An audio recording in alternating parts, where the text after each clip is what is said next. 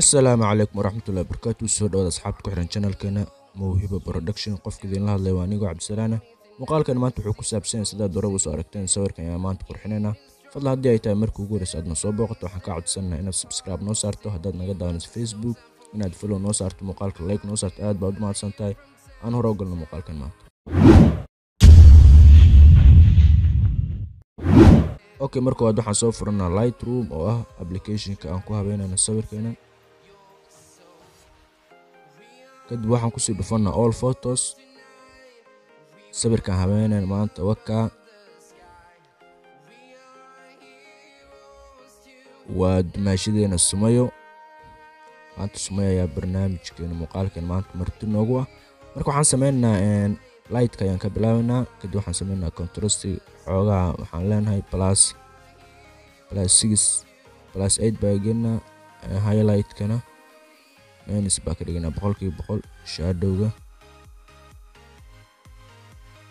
shadow ilaa 20, highlight-ka xoogaa soo furan ilaa -73, white-ka xoogaa minus baa leenahay, black-na sidoo kale. okay, kadib waxaan u gudbaynaa qaybtan xigta ayaan u gudbaynaa oo kalarada ah. qaybtaas kala ku soo dhufanaa. marka waxaan sameynaa luminance-ga xoogaa plus baan leenahay, saturation-kana sidoo kale plus 6. qaybta kale xigta ayadana waxaan sameynaa luminance-ga plus waxaan geenaynaa ilaa 20 baa geenaynaa. saturation-kana waxaan leenahay -4. okay, qaybta xigta jaalaha u gudbaynaa. waxaan sameynaa saturation-ka waxaan leenahay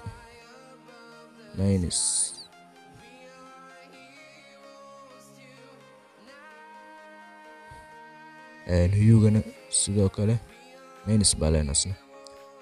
kadib qaybtan luminance-ga ayaa waxaan leenahay minus waxaa tiraahdaa 34. qaybta cagaarka isna waxaan sameynaa minus baa leenahay ilaa -60. hue-gana minus baa leenahay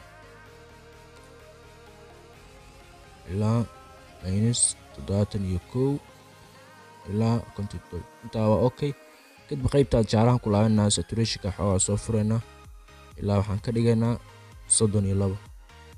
okay, kadib qaybtan aan usii gudubno saturation-ka waxaan leenahay -100%. luminance-gana plus baan leenahay ilaa 11. hue-gana plus baan leenahay 100%. qaybta blue-ga waxaan sameynaa saturation-ka xoogaha plus baan leenahay, saturation xoogaa plus baa geenaynaa ilaa 20.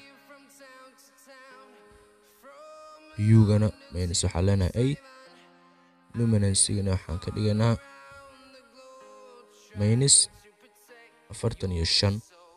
okay, qaybta intaa ka badan ma sameynayno. kadib dhan baa leenahay waa ka gudbaynaa. kadib waxaan u imaanaynaa qaybtan effect-ga clarity-ga xoogaa waxaan geenaynaa ilaa 11. jahayskaasna ilaa 6. fiyedka xoogaa minus baa leenahay ilaa iyo 29 ilaa 30. midpoint-gana sidoo kale ilaa 35. faderka furana 100%. kadibna waxaan sameynaa roughness-ka asna sidoo kale furana.